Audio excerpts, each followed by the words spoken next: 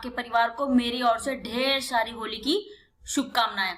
और मैं चाहती हूँ कि आपकी सारी मनोकामनाएं पूर्ण हो। जो भी अगर आप लाइफ में कुछ बनना चाहते हैं तो आपकी सारी मनोकामनाएं पूरी हो।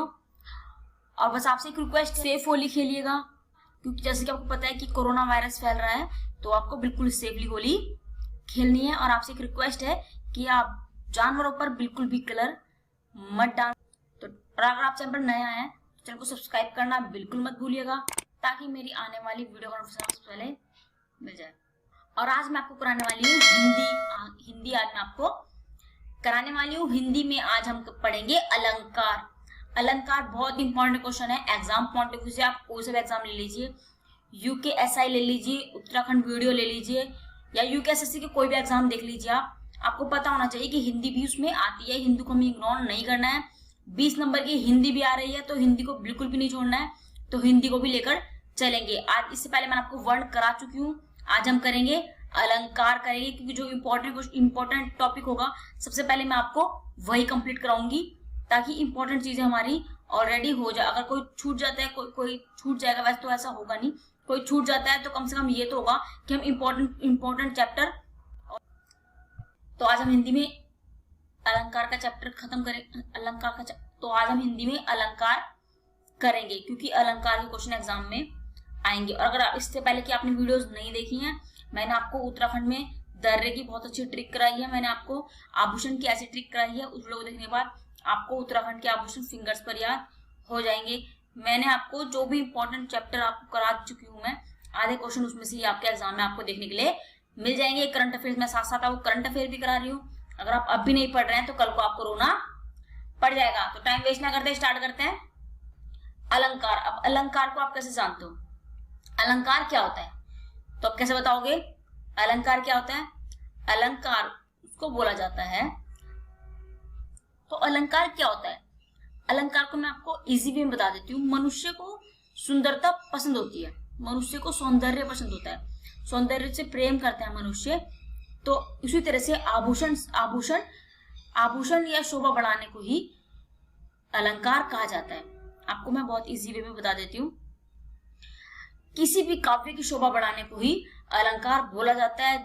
जिस तरह से हमें आभूषण पहनने के बाद व्यक्ति सुंदर लगता है, तो उसी प्रकार काव्य की शोभा बढ़ाने के लिए को ही अलंकार कहा जाता है। मैं आपको इजी वे में बता देती हूँ। जैसे कि बच्चों को खिलौने पसंद होते हैं, बच्चों खिलौने की तरफ आकर्षक होते हैं। और आपको मैं बता देती हूँ, जैसे बच्चे खिलौने की तरफ आकर्षित होते हैं और युवक युवतियों के सौंदर्य पर मुग्ध हो जाते हैं। तो ऐसा आप इसको समझ लीजिए। ओके, तो फिर अब इसमें देख लीजिए, काव्य में अलंकार का वही महत्व है जो जीवन में आभूषण का होता है। काव्य की शोभा बढ़ाने के लिए या उसकी शोभा को बढ़ावा देने का जो काम करता है, उसको अलंकार बोला जाता है। देखते हैं कि अलंकार कितने तरह के होते हैं, क्योंकि एग्जामिनर क्वेश्चन ऐसे भी बना सकते हैं कि अलंकार कितने तरह के होते हैं। तो आप बता देंगे अलंकार 2 तरह के होते हैं। अब आप बताओगे कि यहाँ तो आपने 3 तरह के लिखा है, तो 2 तरह के कैसे हो जाएंगे अलंकार? तो मैं आपको बता देती हूँ कि अलंकार 2 तरह के अलंकार 2 प्रकार के होते हैं।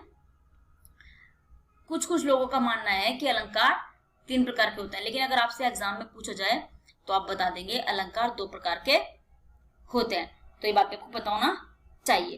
तो अब देख लीजिए, अब शब्द अलंकार में देख लीजिए। आप पहले शब्द अलंकार में हो जाएगा शब्द पर आश्रित अलंकार। जो अलंकार शब्द पर आश्रित है उसको ही शब्द अलंकार कहा जाता है। और अर्थ अलंकार में हो जाएगा अर्थ पर आश्रित अलंकार। अब आप बोलोगे कि आधुनिक अलंकार क्या होता है? तो आधुनिक अलंकार तो आधुनिक अलंकार को आप ऐसे देख लीजिए। आधुनिक अलंकार पाश्चात्य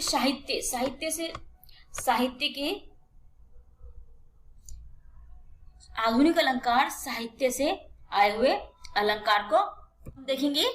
शब्द अलंकार कौन कौन से होते हैं ये तो पता लग गया आपको। अलंकार कितने तरह के होते हैं? तो आप बता देंगे कि अलंकार 2 तरह के होते हैं, 2 प्रकार के अलंकार होते हैं। लेकिन कुछ लोगों का मानना है कि अलंकार 3 प्रकार के भी होते हैं। अब नेक्स्ट देख लीजिए, इसमें शब्द अलंकार में क्या हो जाएगा? शब्द अलंकार में हो जाएगा सबसे पहले अनुप्रास अलंकार, फिर हो जाएगा अनुप्रास अलंकार के बाद हो जाएगा यमक अलंकार, श्लेष अलंकार, वक्रोक्ति अलंकार और विवक्षा अलंकार। तो अभी देखिए अनुप्रास अलंकार में क्या क्या आता है। तो आप लोग अनुप्रास अलंकार में देख लीजिए। पहले अनुप्रास अलंकार में हो जाएगा 6 का अनुप्रास अलंकार। ओके, तो अनुप्रास अलंकार में क्या हो जाएगा, सबसे पहले 6 का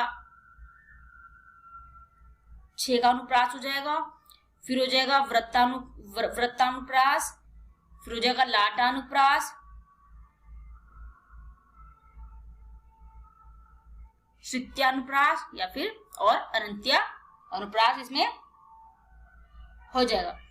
तो क्या हो जाएगा अनुप्रास अलंकार में, अनुप्रास अलंकार आपको पूछा जाए तो आप बता देंगे 5 तरह के अनुप्रास अलंकार कितने प्रकार के होते हैं।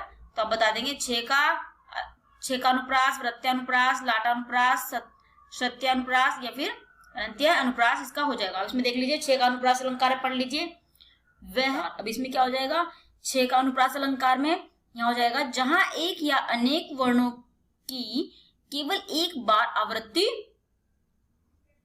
हो, जहां एक या अनेक वर्णों की आवृत्ति, जहां एक या अनेक वर्णों की आवृत्ति केवल एक बार आवृत्ति उसकी हो, तो उसको क्या बोला जाएगा, 6 का अनुप्रास अलंकार बोला जाएगा। एग्जाम्पल देख लीजिए, कानन कठिन, ये कठिन हो जाएगा, कानन कठिन ये हो जाएगा कठिन, कानन कठिन ये ठ, कानन कठिन भयंकर भारी घेर हिमवारी बयारी, क्या हो जाएगा, कानन कठिन भयंकर भारी घेर हिमवारी बयारी। तो इसमें हो जाएगा कानन कठिन में, इसमें पहले चरण में क्या हो रहा है, पहले चरण में क तथा भा वर्णों के एक दूसरे चरण में घा वर्णों की आवृत्ति एक बार आवृत्ति इसकी हुई है। तो ये क्या कौन सा अलंकार हो जाएगा, 6 का अलंकार हो जाएगा। अब नेक्स्ट हो जाएगा वृत्तानुप्रास, वृत्तानुप्रास अलंकार हो जाएगा। तो इसमें देख लीजिए इसमें हो जाएगा इसका, अगर पूछा जाए आपको वृत्तानुप्रास अलंकार क्या होता है तो आप बता देंगे वह अलंकार जिसमें किसी वर्ण की आवृत्ति 3 या 3 से अधिक बार आए उसे क्या बोला जाता है, वृत्तानुप्रास अलंकार बोला जाता है।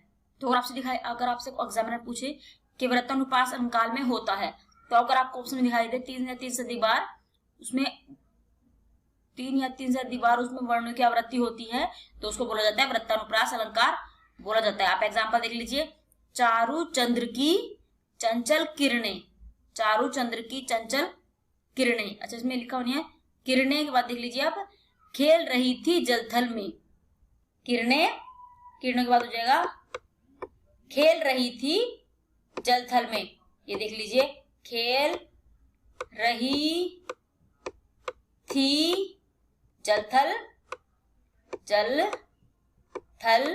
में। ये आप जब अगर आप नोट कर रहे होंगे तो आप इसको पूरा लिख लीजिए, क्योंकि ये आपको हूबहू यही एग्जाम में दिखाई दे सकता है, क्योंकि इंपॉर्टेंट क्वेश्चन है, कई बार एग्जाम में पूछा गया है। चारों चंद्र की चंचल किरणें खेल रही जलथल में, देख लीजिएगा फिर से बता देती हूँ आपको, चारों चंद्र की चंचल किरणें खेल रही थी जलथल में। तो इसमें क्या हो जाएगा, वृत्तों की आवृत्ति यहाँ पर बार बार हो रही है, आप देख लीजिए चारों चंद्र चंचल किरणें खेल रही थी जलथल में। तो ऐसे हो गया ना, बार बार आ रहा है, च आ रहा है, तो इसमें क्या हो जाएगा, ये वृत्तानुप्रास अलंकार हो जाएगा अगर 3 या 3 से अधिक बार होता है। इसमें एक एग्जाम्पल और देख लीजिए आप, इसमें लिखा हुआ नहीं है, एक एग्जाम्पल और देख लीजिए। एक एग्जाम्पल हो जाएगा, तरुण तनुजा तरुवर तट तमाल बहु छाई। तो आप ये भी देख लीजिएगा, ये भी कई बार एग्जाम में आता है, तरुण तनुजा तरुवर तट तमाल बहु छाए, तो ये भी एग्जाम में होता है। तो रिपीट हो रहा है ना, तो क्या कौन सा अलंकार हो जाएगा, वृत्तानुप्रास अलंकार हो जाएगा। अब बात करते हैं नेक्स्ट, देखते हैं लाटानुप्रास अलंकार। तो लाटानुप्रास अलंकार में क्या हो जाएगा, इसको भी देख लीजिए एक बार। लाटानुप्रास अलंकार क्या होता है, तो देख लीजिए लाटानुप्रास अलंकार वह अलंकार जिसमें वर्ण या शब्द पंक्तियां अन्वय बदलने पर उसका अर्थ बदल जाता है। तो उसका क्या मतलब हो जाएगा, क्या हो जाएगा, उसके भेद से उसका शब्द व अर्थ दोनों की पुनरावृत्ति हो जाती है, उसमें उनका अर्थ बदल जाता है। तो आप इसे देख लीजिएगा। अब एग्जाम्पल में देख लीजिए आप, नर हो ना निराश करो मन को, इसमें कैसे हो जाएगा, एग्जाम्पल देख लीजिए आप ये। अब एग्जाम्पल उसमें हो जाएगा, नर हो ना निराश करो मन को, तो इसको कैसे बदलेगा अब आप देखिए, नर हो, ना निराश करो मन को, यहां पर लगा लीजिए आप कोमा, नर हो ना निराश करो मन को, नर हो ना निराश करो मन को। और अगर मैं इस कोमा को यहां पर लगा देती हूँ, नर हो ना निराश करो मन को, वो बोल रहे नर हो निराश करो मन को, अगर यहाँ आप कोमा लगा दोगे तो सारा सेंटेंस उसका वो पॉजिटिव से नेगेटिव में कन्वर्ट हो जाएगा या नेगेटिव से पॉजिटिव में कन्वर्ट हो जाएगा। तो आप ऐसे देख लीजिएगा। अब इसमें देख लीजिए नेक्स्ट हो जाएगा अनंत्य अनुप्रास अलंकार। अब इसमें क्या हो जाएगा, जब एक ही वर्ण की अंतिम वस्तुएं बार बार दो बार आए तो उसको क्या बोला जाता है, सत्या। क्या हो जाएगा अनंत्य अनुप्रास अलंकार में, जब एक ही वर्ण की या फिर यहाँ पर व्यंजन भी लिख लीजिए, वर्ण की या व्यंजन की अंतिम वस्तुएं